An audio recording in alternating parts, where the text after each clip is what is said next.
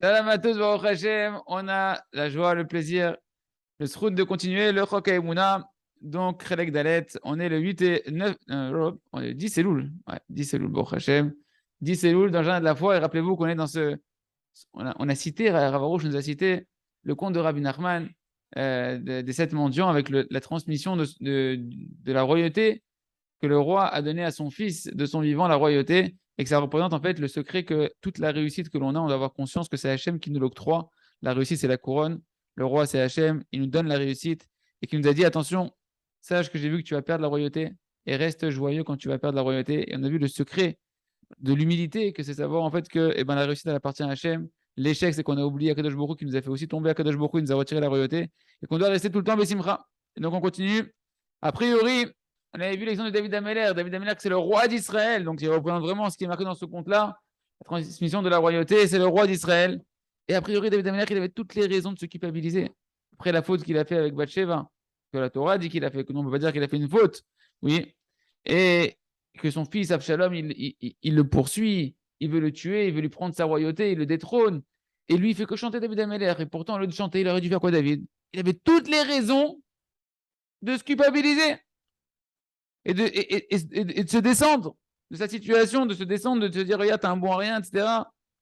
Regarde, tu t'es pas éduqué ton fils. Ton fils, au niveau éducatif, tu vois ton fils qui arrive à un tel degré de folie. Tu l'as mal éduqué. Tu es un bon rien de l'éducation, Ken. Et a priori, il aurait même pu se dire, Hachem, il me haït parce que j'ai fauté. Regarde ce qui m'arrive. Je suis arrivé à un niveau de bassesse que mon propre fils, il veut me tuer. Mais ici, on voit combien David, justement, il était digne de la royauté. C'est ça, être digne d'être un fils de roi. Et Béhémet, on voit que Kadosh Baruch Hu, Davka, justement, grâce à son travail, David Ameller, Kadosh Baruch Hu, il lui a promis que la royauté, elle bougerait plus de sa descendance jusqu'à la venue du Mashiach, qui lui-même sera un descendant de David Ameller parce qu'il incarne parfaitement la notion de la royauté. C'est quoi la notion de la royauté? C'est de pouvoir se maintenir dans la simcha, de se maintenir dans la joie, de la conscience que tout est entre les mains d'Hachem. Même quand tu descends de la royauté, c'est Hachem qui m'a donné la royauté, c'est Hachem qui me retire la royauté. Et Hachem, il sait ce qu'il fait. Et Hachem, il est Bessimra quand je suis roi et quand je suis pas roi. Mais Hachem, il est encore plus Bessimra quand je sais rester Bessimra quand je perds la royauté. C'est ça la définition d'être digne d'être un fils de roi. Et donc, c'est quoi un roi? D'avoir la d'avoir la réussite. Ça montre qu'il savait clairement, de manière certaine, David Ameller, que la royauté, elle vient d'Hachem. La Aslacha, elle vient d'Hachem, elle ne m'appartient pas. Et de la même manière que Hachem m'a donné et que Hachem il me l'a repris, et ben comme c'est marqué dans Yov, Yeshem Hachem Evorach, que Hachem il soit loué, que quand Hachem il me donne et quand Hachem il me reprend. Ça ne m'appartient pas. Un bonhomme, il est triste quand il croit que ça lui appartenait, qu'on lui a pris quelque chose qui lui appartient. Quand tu sais qu'on t'a fait que donner par volonté gratuite, qu'on t'a créé par volonté gratuite, et on te donne et on te prend pour ton bien. Merci Hachem. Tu sais comment m'éduquer Hachem. Et David Ameller, patlo, il se perturbait pas, il s'embrouillait pas dans la tête. Tu veux que je sois berger Hachem, tu veux que je sois roi d'Israël. Machatarotse. Pour moi, c'est pareil. Qu'est-ce que ça change? L'essentiel, c'est quoi? C'est que je te sers. Hachem, il veut que tu le sers, que tu sois son serviteur, fidèle dans toutes les situations dans lesquelles Hachem il te met. Hachem, tu veux que je te sers quand je suis berger? Donne-moi un bâton, un troupeau, je vais te servir avec la joie en étant berger. Excellent. Tu veux que je te sers en étant roi d'Israël? C'est le conte du sage et du simple un petit peu. Tu veux que je te sers en tant que roi d'Israël? Je te sers en tant que roi d'Israël, Tov Meod. Mais c'est pas que je suis un roi. C'est Hachem qui me met au poste où il veut que je sois. Au final, je suis David. David berger, David roi. Et quand Kadosh Baruch Hu, il veut que je sois roi, je suis roi. Quand Hachem, il veut plus que je sois roi. Il veut plus que je sois roi, pas shoot. Pas plus compliqué que ça en réalité. Très compliqué à intégrer. Pas plus compliqué que ça dans la théorie. Et Bémet, c'est ça, la définition d'un homme qui veut véritablement servir Hachem Barach. Et qui ne veut pas se servir lui-même avec sa propre réussite. Mais des médailles. Regardez, il accroche sur son mur tous ses diplômes et ses machins. Non, pas de l'eau. Peu importe là où tu mets Akadosh Baruch Hu, je vais te servir là où tu mettras Hachem. Et on doit tous prendre sur soi de dire à Hachem, Hachem, je m'en fous, que je monte, que je descende, que j'ai Olam Haba, que j'ai le Guéhinom, ce que tu veux, je te servirai. Que ça se passe bien, je prends sur moi que je vais te servir, zéro. Et Bessimcha, servir Hachem, c'est Bessimcha. Là où tu mets, chacun avec ses situations. Quand ça ne va pas, eh ben, une personne, qu'est-ce qu'elle doit faire? Elle doit se remercier à Kadosh Baruch Hu et se renforcer dans son service, de se renforcer et d'augmenter. Non, mais là, quand ça va bien, tu remercies à Kadosh Baruch Hu et tu dois continuer à te renforcer, de vouloir aspirer à monter. Quand ça va pas, eh ben à ce moment-là, tu vas faire le travail, le service divin qui correspond à ce moment-là. Et attention, Hachem, il a dit, le roi, il a dit, quand tu vas tomber, efforce-toi de rester Bessimcha. Tu vas devoir te battre pour être Bessimcha et prier à Kadosh Baruch Hu qui t'aide à vivre ta bassesse dans laquelle il t'a placé à cet instant-là, Kadosh Baruch Hu, et de l'accepter Bessimcha. Et ça, c'est le travail de la chute. Il y a un travail dans l'élévation, dans la réussite, et il y a un travail dans la chute, dans l'échec. Dans les deux situations, il y a un service d'Hachem. Et toi, tu dois servir Hachem dans la joie, dans les deux situations. C'est pourquoi un homme, il doit, l'essentiel de sa tchouva, et on est en plein du mois de Elul, Baruch Hashem, c'est Dafka, la Torah, Vav, de l'écouter Moharan, des montées, des descentes. Eh bien, je t'aborde chez moi là, l'essentiel de la tchouva dans l'âme, ça doit être quoi? Tu dois faire tchouva essentiellement, pas sur la faute en elle-même, que tu te culpabilises de ta faute. Tu dois prendre la responsabilité de pourquoi Hachem m'a fait tomber, parce que j'ai oublié Hachem. C'est ça le Icar du manque que tu dois combler quand tu vas faire Ken et ben Teshuva, c'est le manque de prière qui a conduit sur le sujet, qui a conduit à cet échec-là, le manque de remerciement, le manque de Emouna en Kadosh Baruch Hu. Et partout où tu vois un manque dans ta voie Hachem, dans ta vie, tu dois faire Teshuva sur le fait que tu n'as pas suffisamment prié sur ça. Ken. Ou tu n'as pas suffisamment remercié sur la réussite que tu as eue au préalable. Que ça montre qu'au final, tu avais de l'orgueil dans cette situation-là, que tu pensais que tu pouvais t'en sortir sans un Kadosh Baruch Hu. C'est bon, j'ai suffisamment prié déjà, ça y est, combien on va prier? Et on a réussi, on s'en est sorti, mais tranquille. Et c'est ça le secret. Même quand tu réussis, continue à prier, remercie et prie pour entretenir le maintien de la conscience que c'est Hachem qui t'octroie cette réussite-là. Concrètement, en réalité, la Emouna qui a rien dans le Kadosh Baruch Hu, c'est ça la clé de toute la tchouva. Le Enod Milvado, le Shakol et Tova, c'est le secret de toute la tchouva. Tu dois dire Kadosh Baruch Hu, maître du monde. Mechila, remarquez ce que c'est Elul là pour faire teshuva, donc retenez bien comment faire teshuva. Hein, il y a les slichot, mais il y a le cœur des slichot, c'est ce qu'on est en train de voir ici. Je dis à Kadosh Baruch Hu, Mechila, que j'ai pensé que j'étais une réalité détachée de toi dans ce monde-là. Mechila, d'avoir fait de ce monde-là ou de moi-même une réalité hormis toi. Que je me suis fait de moi-même une existence propre. Que j'ai marché avec des pensées d'orgueil, de tristesse, de colère, d'autoculpabilisation, comme si que j'étais entre mes propres mains. Sur ça, tu dois faire tchouva. Un bonhomme qui était triste, qui s'en est voulu. Je dois faire tchouva que je m'en suis voulu, que j'étais triste. J'ai fait de mes ta'avot, de mes mauvais désirs, de mon etzerara, de ces mauvais désirs qui m'ont composé comme si c'était une réalité. J'ai cru que la nourriture, je me suis jeté dessus parce que je croyais que c'est elle qui me donnait un kiff. C'est elle qui me donnait de la vitalité, des forces. Et pareil pour les autres désirs interdits. Ken, j'ai pensé que, pourquoi j'étais là-bas? Je pensais que je pouvais recevoir un plaisir autre que toi, Hachem. Comme s'il y a une autre source de plaisir dans ce monde-là, dans ce bon gâteau au chocolat crémeux, et chacun y met ce qu'il veut dans sa tête. Je pensais qu'il y avait un kiff à aller prendre là-bas, détaché de toi, Ribono Shalom. Pourquoi je me suis mis en colère? Parce que j'ai fait des créatures qui m'ont mis en colère, une réalité comme si ce n'était pas toi qui me faisais ce qui m'arrivait, Ribono Shalom. Partout, c'est qu'on a oublié Hachem.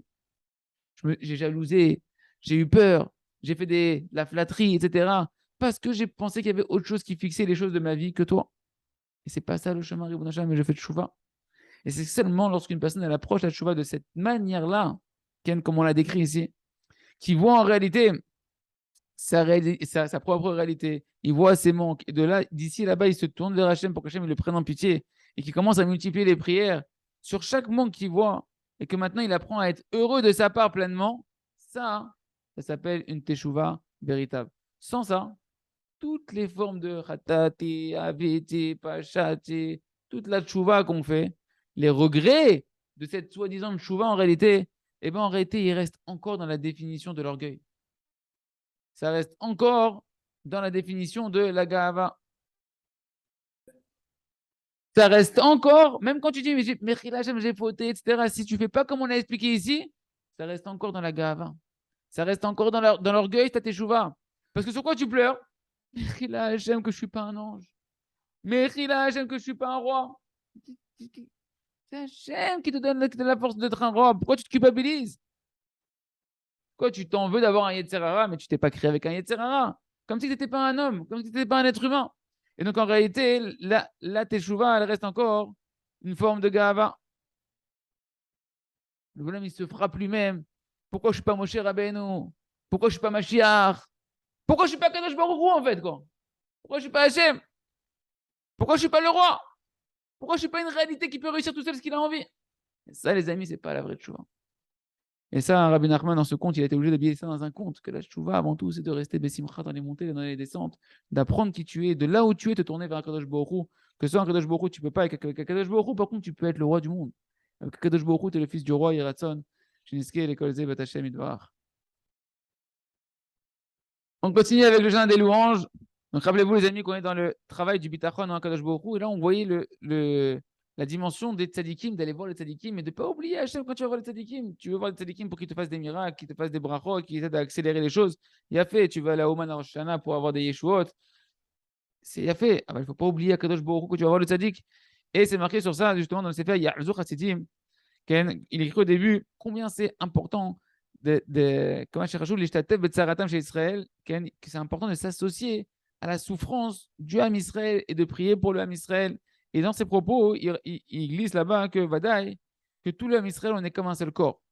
Et quand il y a de la souffrance qui arrive à un du membre du Ham Israël, alors on est obligés tous ensemble de ressentir cette douleur-là comme une partie du corps. Et ben, c'est tout le corps qui s'attriste qui ressent la peine qu'il y a dans cette partie-là du corps.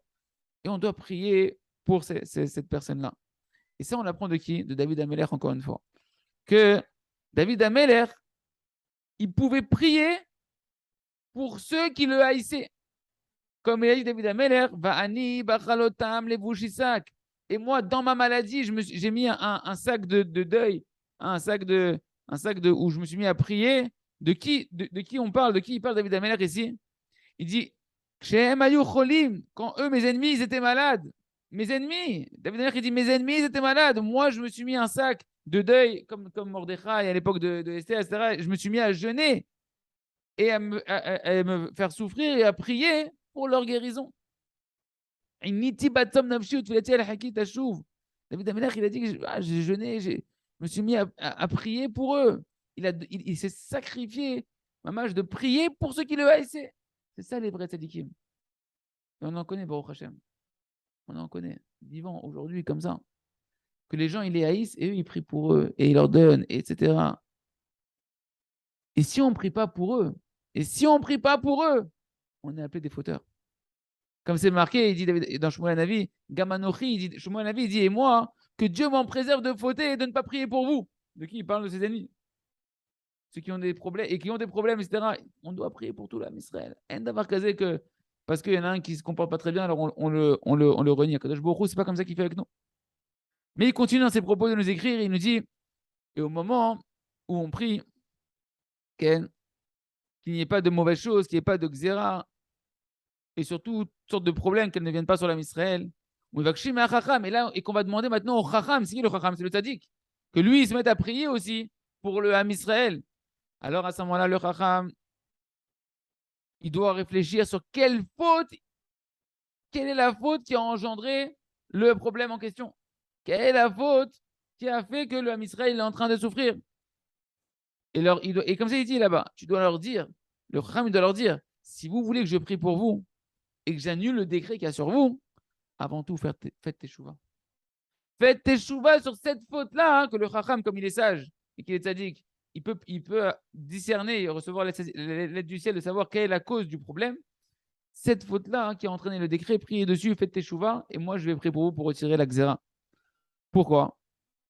Parce que si jamais le tzaddik qui prie maintenant pour toi, et la faute elle est encore entre tes mains, et tu t'es pas nettoyé de cette faute-là, alors qu'est-ce que finalement ça va se faire? Le mal il va revenir. Et on va dire quoi? Que le tzaddik en fait, sa prière elle n'a pas servi. De shalom. Et ils savent pas, ils vont pas avoir conscience, on les a pas avertis, que tout le problème c'est leur faute. Parce qu'ils n'ont pas fait teshuva encore dessus, ils sont pas conscients. Parce que c'est sûr que la prière du tzaddik, elle peut annuler n'importe quel décret. Mais si eux, ils font pas de chouva, alors la prière du tzaddik soit va pas être écoutée, ou soit ça va revenir, parce que la cause du problème, elle n'a pas été gérée.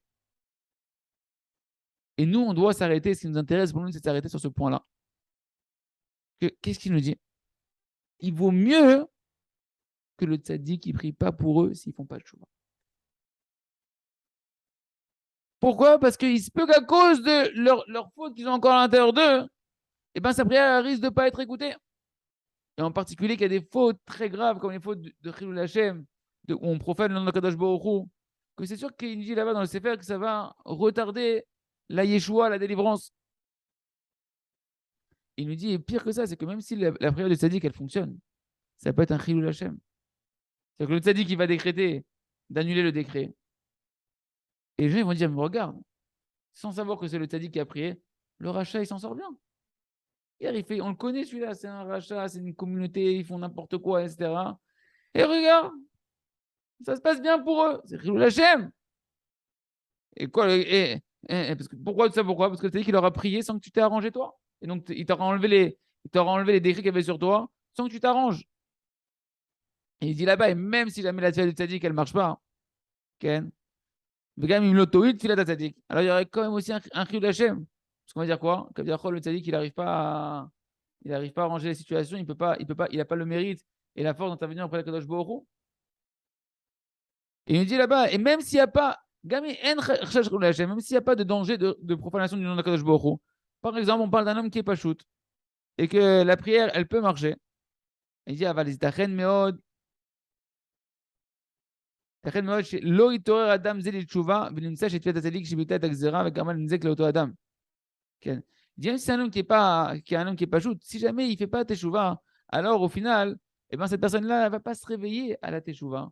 Et encore une fois, il n'aura pas arrangé, la racine du problème que pourquoi Kadosh Baruch Hu, il t'a envoyé un problème. C'est que tu fasses teshuva. Et au final, ça va revenir. Tant que la personne ne fait pas de chouva, le problème, il sera cyclique. Il va revenir sous une forme ou sous une autre. C'est pourquoi il conclut là-bas dans le Sefer, il nous dit, si le peuple n'a pas fait chouva, il vaut mieux que le tzaddik ne prie pas pour eux. C'est terrible. Mais en même temps, c'est compréhensible. C'est pourquoi que tous les tzaddikim, quand on vient les voir et qu'on demande de prier pour eux, il faut que le tzaddik dise à l'homme que toi, tu dois faire tes chouvas. Toi, tu dois faire ta part. Et moi, je vais prier pour toi après. Le tzaddik, il doit diriger les hommes dans le chemin de la tchouva. Et seulement si la personne, elle accepte les chemins de la tchouva. Souvent, les tzaddik, ils disent, prends ça, tu es prêt à prendre sur toi quelque chose, hein, quand on va voir, tous les tzaddikim, souvent, tu prends sur toi ceci, prends sur toi cela. C'est rentre dans la tchouva. Rentre dans la tchouva, montre à Hachem que tu te réveilles de ce qui t'arrive. Et à ce moment-là, le tzaddik, il peut avoir la force pleine de pouvoir faire ce qu'il a à faire.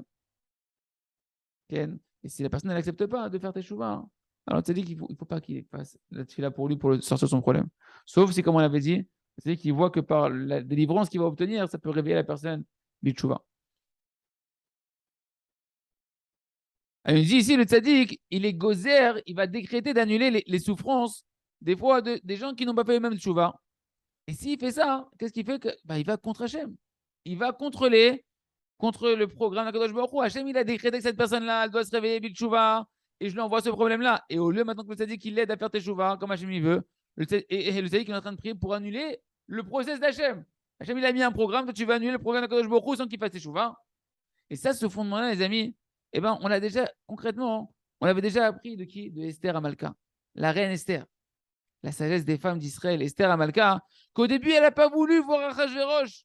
Pourquoi? Quand Mordechai est venu pour qu'elle ait annulé le décret, elle n'a pas voulu voir Achashverosh parce qu'elle a vu que tout le monde était en train de se reposer sur Esther. On a un décret, c'est vrai qu'il y a un décret d'extermination sur l'âme Israël. Mais c'est bon, on a Esther, elle est dans les coulisses. Elle est déjà c'est la femme du roi. Tranquille, elle va intervenir. Elle a dit, comme ça, moi je fais rien. Je ne bouge pas. Je ne vais pas. Je ne veux pas. Parce que la Xéra, elle ne pourra pas partir ou elle va revenir sous une autre forme. Esther, elle avait la sagesse. Et elle a discerné, elle a compris que l'homme Israël, il se reposait que sur elle. Et que il n'était pas encore dans le processus de la Teshuvah, elle ne pouvait pas les aider. Parce qu'en réalité, tout le décret de Haman Aracha, c'est un décret du ciel pour réveiller l'homme Israël. Bitchouva. Et s'il ne se réveille pas Bitchouva, à quoi ça sert qu'elle est proche de la royauté, qu'elle est mariée avec Achashverosh? Ça ne sert à rien. Et lorsque maintenant elle voit que Mordechai il vient et qu'il insiste, va voir le roi, etc., et qu'elle voit qu'en réalité le Ham Israël, il est encore en train de dormir sur ses lauriers, qu'il ne se repose que sur elle, qu'est-ce qu'elle a fait? Elle a fait un jeu de scène. Elle a invité Haman au festin. Ok, elle accepte à Mordechai, elle dit ok, je vais rencontrer Aman, il n'y a pas de problème, etc. Je vais rencontrer Achashverosh, mais elle invite Aman au festin. Pourquoi? Pourquoi elle invite Aman dans le festin? Pour que les Juifs, quand ils entendent, ils disent, qu'est-ce qu'elle a fait? Elle a tourné. Elle a tourné, Esther. Elle a invité notre persécuteur. Elle le monte de rang, elle le rapproche du roi, elle est malade. Elle a tourné. Et là, ils ont dit, on peut plus lui faire confiance. On est obligé de se tourner vers Hachem. On est obligé de se bouger, faire tes chouvas. Et au début, mais ils n'étaient pas encore sûrs. Ouais. Mais quand ils ont vu que le lendemain, de nouveau, elle l'a encore invité deuxième fois au festin, elle a dit, ça y est, elle est cofférette, elle a renié sa patrie, elle a renié son judaïsme. Et là, ils sont mis à pleurer. Amash, les vrais tfilotes déchirer leur cœur dans la tfila. Ah Hachem, on n'a personne sur qui compter, il n'y a que toi. Ken. Et c'est ce qu'elle voulait, Esther. C'est un des secrets de ce qui s'est passé dans le Michté, etc. C'est ce qu'elle voulait, Esther. Arrêtez de vous reposer sur le tzaddik. Arrêtez de prendre le tzaddik comme une avodazara qui va travailler pour vous. Le tzaddik, c'est un moyen, c'est un catalyseur, c'est un berger, c'est un ascenseur. Même si Rabbi Nachman a dit je ferai tchouva pour vous, mais quand vous allez faire tchouva, je vais vous aider à faire une vraie tchouva. Mais toi, tu dois faire ta part.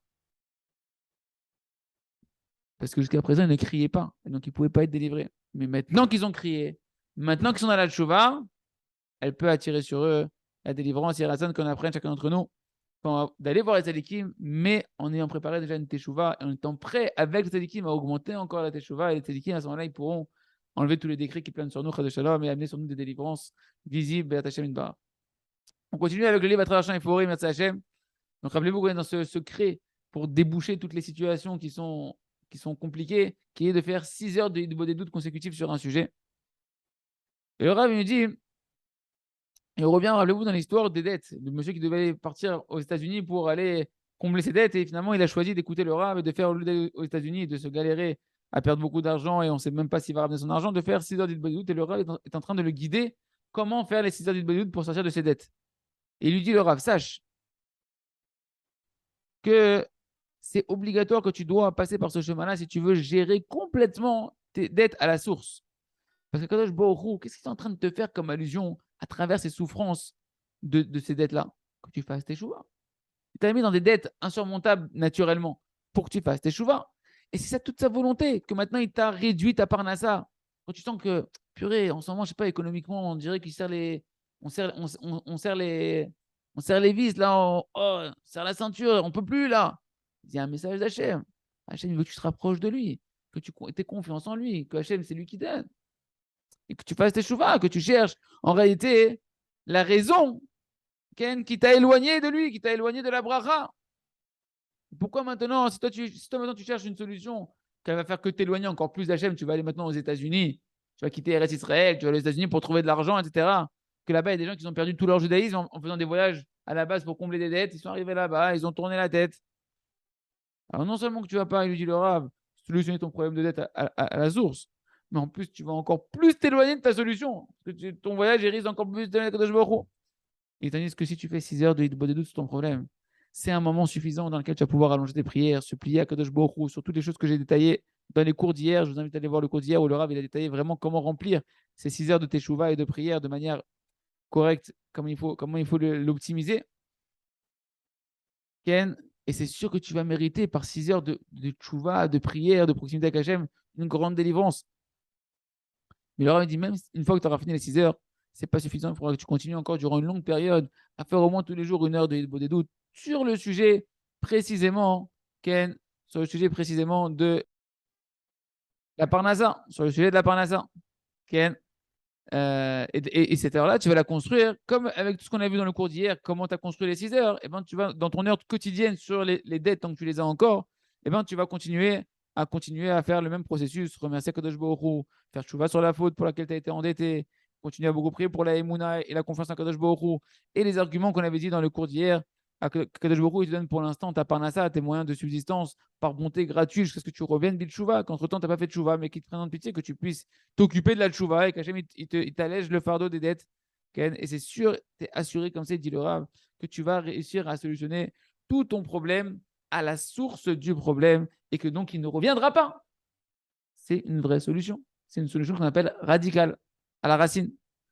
Et ce juif-là qui a écouté le Rav, et donc la dracha, la manière dont comment il fallait avancer dans les choses, eh ben, il était encore un peu hésitant. Il a dit, OK, Kvod Harav, je veux bien, mais comment je vais faire 6 heures de doute consécutives? Déjà, rien que de parler quelques minutes avec Kadosh Baruch Hu, j'y arrive pas. Il me demandait de faire 6 heures. Et là, le Rav, il lui a dit, et ça, c'est la réponse à tous ceux qui écoutent le cours en ce moment, qui disent, attends, 6 heures des doutes consécutives. Si tu n'es pas prêt à faire 6 heures de des doutes consécutives, ça montre que tu n'as pas du tout conscience dans quelle situation Hachem t'a mis. Tu sens pas la gravité de ta situation encore. Tu te réveilles toujours pas que Kadosh Baruch Hu t'a mis dans une situation qui est mamache. C'est fini. D'après la nature, t'es foutu. T'es foutu. C'est caché, mais il te demande de toi un truc surnaturel, un truc où tu vas te bouger véritablement. Parce que si tu ressens pas ta détresse, alors même si tu fais 20 heures de l'affilée, ça va pas suffire. Parce qu'une personne qui est là pendant 20 heures, qui est là, Hachem, tu vas rien solutionner comme ça. Faut que tu te secoues. Hachem, il est en train de te secouer. Tu dois te sortir littéralement de ton sommeil, de ton coma spirituel dans lequel tu es. Et cette conversation qu'il a eue avec le Rav, Hamash, elle doit tous nous réveiller profondément. Pas que sur ces situations où un homme, il a des détresses matérielles comme des dettes. Mais les amis, l'essentiel de ce qu'on veut ici, d'après la Torah de Rabbi Nachman, tu dois te réveiller de ta détresse et de ton coma spirituel de tes avérotes. Et ça fait 20 ans, 30 ans, 40 ans, 50 ans que tu es souillé dans la boue et Hachem il te secoue et toi tu te dis ouais, bon, on va essayer, ouais, bon. Nous, t'es un fils de roi, se réveille-toi. Tu dois te réveiller. Il y a une seule chose pourquoi un homme, une seule raison pourquoi un homme ne progresse pas spirituellement. Et je parle des sujets qui fâchent chacun. Je ne parle pas de mettre la kippa, Shabbat, un peu de Torah, un peu de trucs. Non, le sujet que chacun il sait que c'est le sujet qui, quand on en parle, ça le fâche. Il n'arrive pas à l'aborder. Ce point noir là dans ta spiritualité, celui-là, pourquoi tu ne progresses pas là-bas et que tu n'oses même pas faire un petit centimètre de plus là-bas? Ken, parce que as déjà fait la paix avec cette situation. De toute façon, il n'y a rien à faire. De toute façon, la Gdoucha dans cette génération en 2022, c'est sûr qu'Hachem ne demande pas ça, c'est pas possible. Préserver ses yeux, sortir de l'Internet, arrête, c'est pas pour nous. Arrêter la plage, des trucs, c'est pas pour nous. Okay. Pourquoi un ami reste loin de la Torah, de la Tfila, de la Emouna? C'est parce qu'il ne voit pas la détresse dans laquelle il est spirituel et qu'il a l'impression qu'il peut s'en sortir sans Hachem Idbarach. On va se débrouiller, on va s'arranger, t'inquiète, on gère de toute façon. Si tu étais conscient que tu n'as pas d'autre conseil que la prière c'est Hachem. Et que c'est Hachem qui ne te laisse pas évoluer spirituellement parce que tu veux te débrouiller sans lui spirituellement. Tu veux faire chouva sans Hachem. Et que c'est que quand Hachem il voudra que tu progresses spirituellement que tu vas véritablement progresser. C'est que à ce moment-là qu'un homme il va pouvoir véritablement commencer à décoller. Qu'une personne doit se dire j'ai pas d'autre adresse. J'ai pas d'autre solution si ce n'est Hachem Idbarar. J'ai pas d'autre solution à mes détresses que Akadosh Baruch Hu. Si tu étais conscient de ça, alors tu te tiendrais debout et tu prierais des heures et des heures et des heures jusqu'à combler tous les manques que tu as. Parce que ta conscience, elle est véritable, que c'est que Hachem qui peut combler tes manques et qu'Hachem, il t'a mis tes manques pour que tu tournes vers lui. Il y a que chacun il se réveille de ça, Hachem, à prendre en considération sa spiritualité et de se dire véritablement qu'Hachem, il n'y a que lui qui peut nous faire progresser et commencer à faire des heures de des doutes sur un sujet et de voir véritablement un ascenseur se mettre sous nos pieds et nous faire véritablement changer. On reprend le jardin de la sagesse, on est dans les conclusions après le conte de Rabbi Nachman du sage et du simple à tirer. Et on voit le Rav dit dans les midrashim de nos sages, de mémoire bénie, tous les midrashim, le midrash, il est rempli d'histoires, des histoires comme ça qui accompagnent le midrash, des fois un peu merveilleuses, etc., un peu à l'image des contes de Rabbi Nachman, qui ont pour but en réalité de nous renforcer dans cette intelligence qu'on a appris à travers le tam, le simple de notre histoire de Rabbi Nachman, nous enseigner l'importance de la tmimout, de l'intégrité, de la simplicité, de la émouna simple, Ken, et que en réalité, combien un homme, peu importe le niveau le plus simple dans lequel il est, eh ben, il peut arriver à un niveau extraordinaire simplement s'il se maintient dans la simplicité, dans l'intégrité de sa émouna. C'est marqué dans le Tana d'Eve Eliaou. Eliaou Hanavi. Il pose la question. Eliaou Hanavi Zacholeta, il pose la question. Pourquoi Déborah, la prophétesse, elle a mérité de devenir une prophète, une femme? Une femme, quoi, non? Et alors? Et toutes les matriarches étaient plus grandes en prophétie que nos patriarches. Et Dvorah, comment elle a mérité la prophétie de devenir une juge, un chauffette, un juge du peuple d'Israël? Alors qu'à ce moment-là, il dit, il y a un avis, il y avait Pinchas, Ben El-Hazar à Cohen, qui était là, vivant. Comment c'est possible? Comment elle a atteint ce niveau-là? Ken, il nous dit, il est un avis, c'est pas par ses aptitudes, pas du tout qu'elle a atteint ça Dvorah. Elle a mérité cette Dvorah parce que Mamash, elle a fait Messirut Nefesh. Elle voulait faire des efforts pour qu'au Beth Amikdash, il y ait des lumières. Et elle préparait elle-même les mèches, des grosses mèches, pour que la lumière au Beth Amikdash, elle brûle bien. Et elle les envoyait par l'intermédiaire de son mari au Mishkan. C'était le Mishkan, au Mishkan de Shiloh. Pour qu'il puisse étudier toute la Torah au Beth Amikdash toute la nuit facilement avec des lumières. Et quand il a vu Dvorah, et il a vu la simplicité de cette mimoute, comment elle voulait servir Hachem et donner la possibilité de servir Hachem avec tout comme ça, de préparer ses mèches, mais elle le faisait avec cœur, elle le faisait à mâche sans intérêt, juste pour. Hachem, il dit quoi? Elle veut augmenter ma lumière, elle veut que la lumière de ma Torah, elle diffuse dans le Ham Israël. Alors moi aussi, je vais augmenter Ken, la lumière du Ham Israël dans Yehuda, Ken, et dans les 12 tribus à travers elle. C'est elle qui va augmenter ma lumière. C'est elle qui va avoir la lumière de la prophétie. C'est elle qui va devenir le juge d'Am Israël, alors qu'il y avait Pinchas qui était vivant. Et sur ça, Eliyahu Hanavi tire une conclusion, les amis, qui est extraordinaire. Il dit, je prends à témoin le ciel et la terre. Eliyahu Hanavi, c'est pas Stam. Eliyahu Hanavi, je prends à témoin le ciel et la terre. Qu'un non-juif ou un juif, un homme ou une femme, un serviteur ou une servante, tout dépend des actions de la personne. Comme ça, le roi Hakodesh, il peut venir sur la personne. Terrible! Eliyahu Rabbah, Parashayut. Incroyable. Ce midrash, il est extraordinaire. Il faut réfléchir, il faut approfondir. On ne peut pas passer un message comme ça aussi terrible qui dit Eliyahu Hanavi et passer à côté. Eliyahu Hanavi, il prend témoin le ciel et la terre. Il leur dit, on s'en fout qui tu es. Arrête de me raconter c'est qui ton père, c'est qui ta mère, c'est qui ton truc. Même si tu n'es pas juif, même si tu es un serviteur, tu peux avoir le roi Hakodesh qui vient sur toi et me dit Eliyahu Hanavi en fonction de la pureté de tes actions. Dvorah Nevia, qu'est-ce qu'elle a fait? Qu'est-ce qu'elle a fait? Elle ne s'est pas sacrifiée. Elle a fait un dépassement de soi. Elle n'a pas fait des services divins super durs de mortification. Pas du tout. Elle a juste voulu qu'il y ait de la lumière au Beth Amikdash. Et elle a fait ça de tout son cœur. Elle a mis son cœur, ma mâche. Et elle a préparé ses mèches en mettant toute son attention, en mettant tout son cœur, en priant avec de l'amour et une volonté pure, qu'il y ait de la lumière dans le Beth Amikdash pour pouvoir étudier la Torah, que les Kohanim ils puissent faire leur service divin correctement, qu'ils puissent devenir Chachamim dans la Torah, étudiant la nuit avec la lumière qu'elle va préparer. Et le Midrash, il insiste que Dvorah, elle a mérité la prophétie par ce genre d'action-là, ces bonnes actions comme ça aussi simples. Alors que Pinchas ben Elazar, il était vivant. On parle de Pinchas à Cohen, qui a mérité la Keuna au moment dans le Sinaï, dans le Har Sinaï.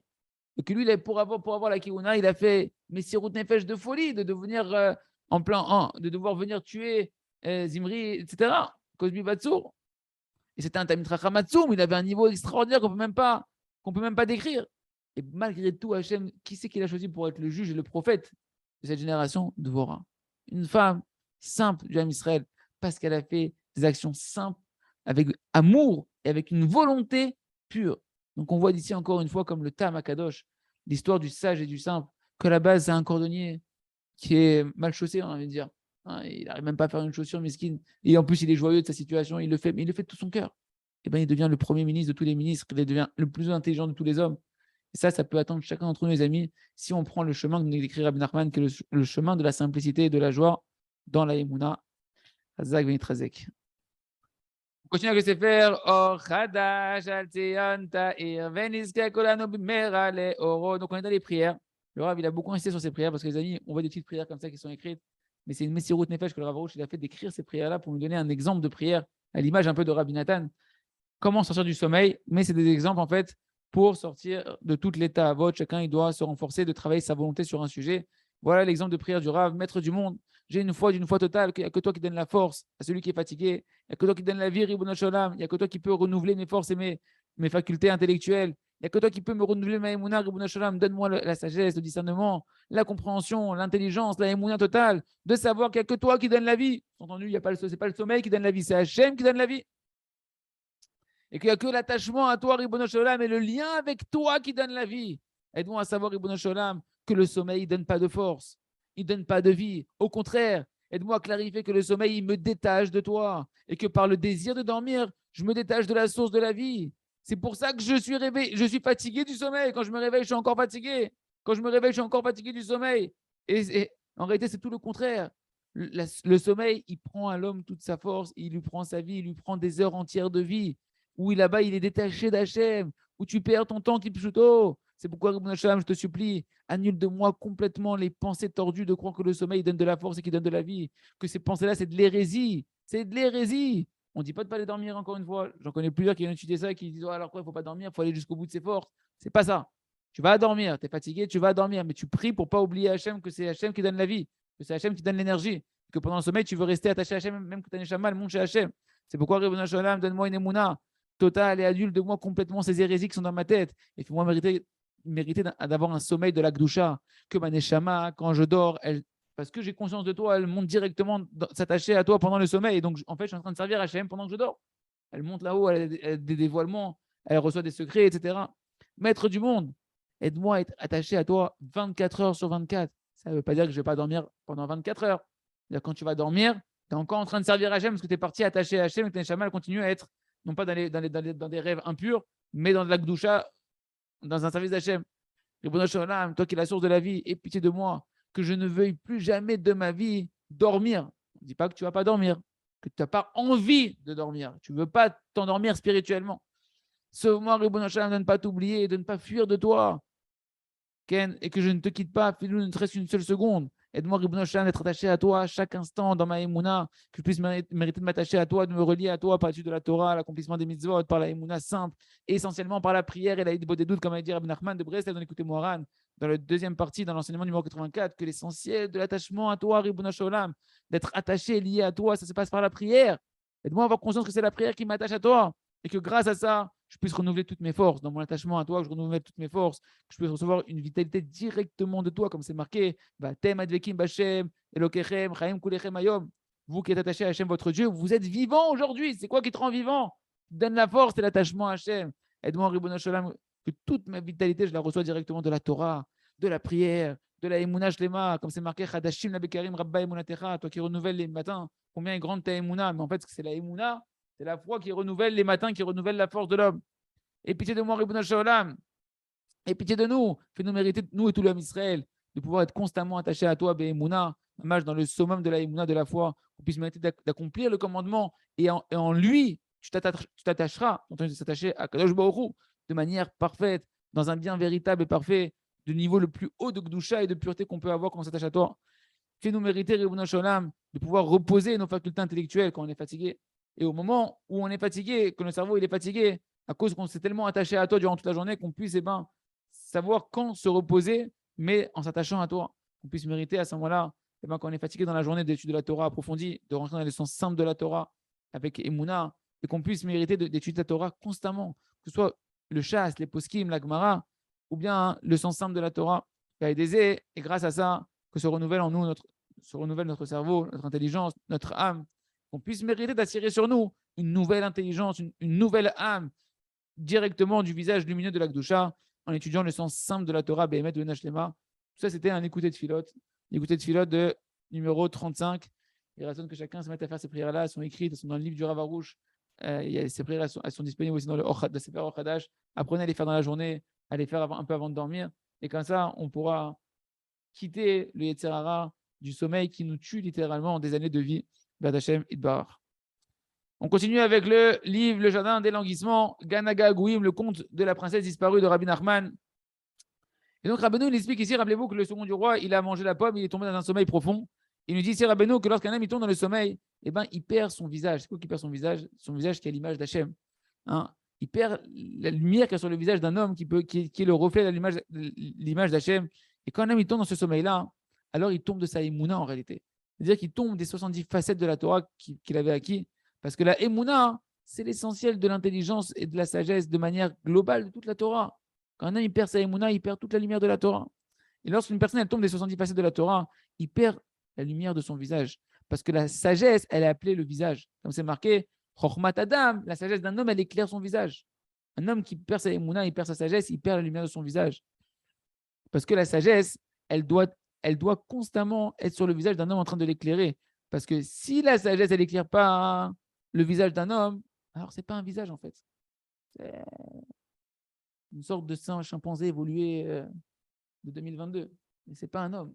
Ce n'est pas un homme. Un homme, il est souriant, il est lumineux, il a l'image d'Hachem, parce qu'il a la conscience d'Hachem.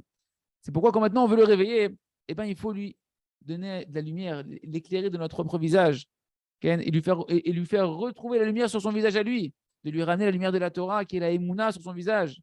Et il faut lui habiller cette lumière-là. Comment on habille cette lumière-là, la lumière de la Torah profonde, à travers les contes, les Sipuré Maasiot, notamment de Rabbi Nachman, qui a priori, c'est des paroles profanes. Tu dis, il n'y a rien de spécial là-dedans, il n'y a pas de Torah là-dedans. Comme il dit Rabbi Nachman lui-même, quand on veut ramener la lumière sur le visage d'une personne et le réveiller de son sommeil, il faut habiller cette lumière-là, qui est très très grande, et ben, dans des contes, dans des contes merveilleux.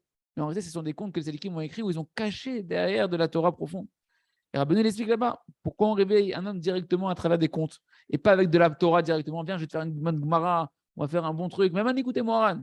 Pourquoi c'est pas avec ça? Il dit Rabbi Nachman.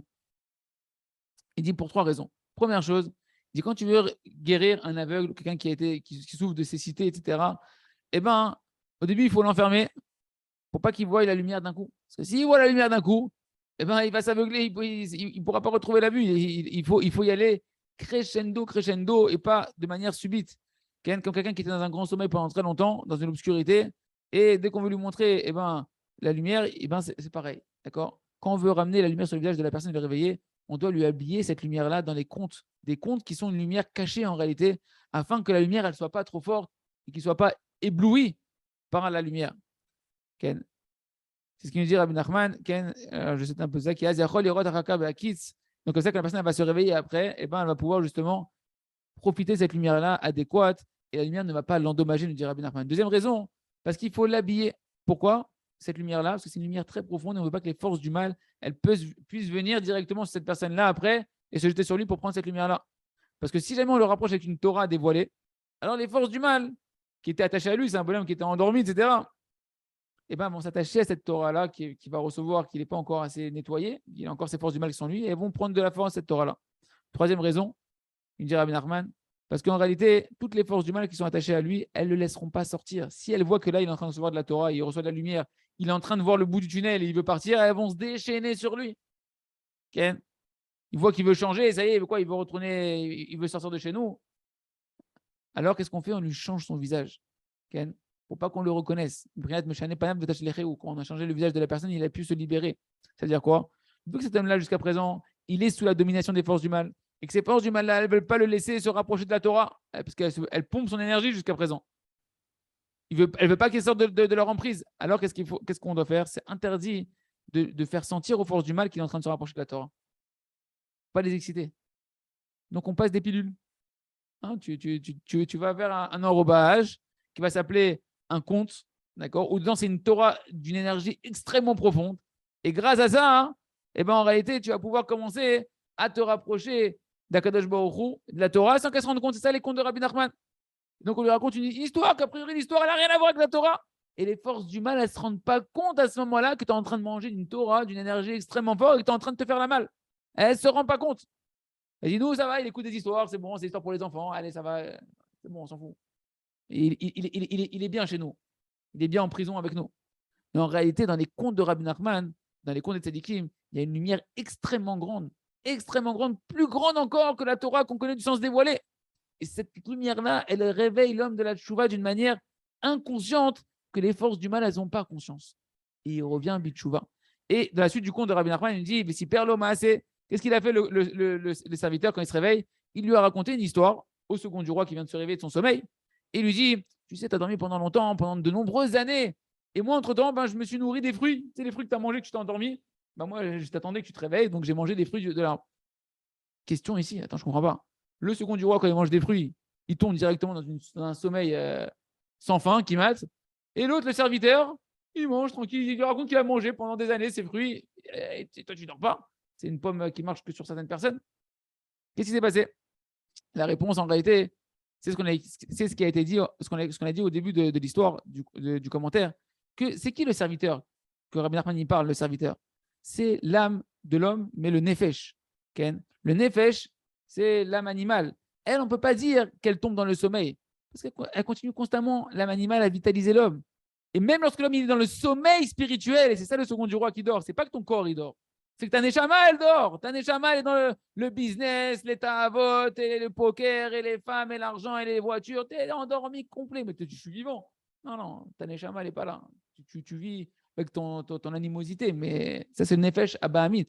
Lui, il ne dort pas. Lui, il peut manger de la bouffe matérielle et il ne s'endort pas. Il continue. Et c'est ce qu'on voit. Que tu vois, tout le monde il est vivant, tout le monde bouge. C'est des zombies. On est tous des zombies. Quand on est déconnecté à Hachem, on est des zombies. Ken. Et c'est ça qui dit Rabbi Nachman, qu'il y a des gens que toute leur vie ils dorment en réalité. C'est des morts vivants qu'on va faire dans les jours des slichot, etc. Mechaya, Metim, écrit dans le livre de la vie. C'est quel livre de la vie? La vie des vivants qui vivent leur vie vivant, spirituellement vivant, spirituellement attaché à Kadosh Baruch Hu, dans la Torah et la Tfila, parce que tu peux même dans la Torah et la Tfila, dit Rabbi Nachman, être endormi. Même dans la Torah et la Tfila, tu peux être endormi. Tu n'es pas connecté avec Hachem. Et donc c'est ça en réalité. Qu'un homme, lorsqu'il est enfoncé dans le sommeil, c'est que toute sa vitalité, en fait, il l'apprend que de son nefesh abahamit, que de son côté animal de son âme, et il n'a pas de vitalité de son âme. D'accord? Il prend sa vitalité, allez, encore un bon beefsteak, encore un bon truc, encore un bifton, encore un truc. Et ça le nourrit, ça le maintient, donner un but à sa vie, mais il n'est pas connecté au but du tout. Et c'est ça le fait que Rabbi Nachman, il parle du sommeil quand il a mangé la pomme. La pomme, c'est le symbole de la matérialité, le symbole de la séduction de ce monde-là. Et ça tombe qui dans le sommeil? Ta neshama. C'est ta neshama. La neshama, elle n'arrive plus à t'éclairer. Elle est enfermée. Ken. Et tout ce qui... Alors que la neshama, constamment, veut te donner des merveilles. Les tzadikim, pourquoi ils sont tzadikim? Parce que la neshama, elle est là. Et ils te racontent des secrets, etc. Parce que la neshama les éclaire. Mais nous, notre neshama, elle veut nous éclairer à nous aussi. On a une neshama qui veut nous éclairer. Mais la matérialité, elle l'empêche. Elle endort cette neshama. Elle endort la capacité de connexion entre la neshama et ta conscience. Vas-y, Rassam et Hachem. Chacun d'entre nous, on prenne conscience que la matérialité, elle nous endort. Et combien on doit faire attention de chacun à son niveau, de prier, de se rapprocher de la spiritualité, de la Emouna, des tzadikim, et petit à petit de réveiller notre âme, Hachem, afin qu'elle puisse nous éclairer, nous influencer positivement. Chazak, Vein, Itrazek.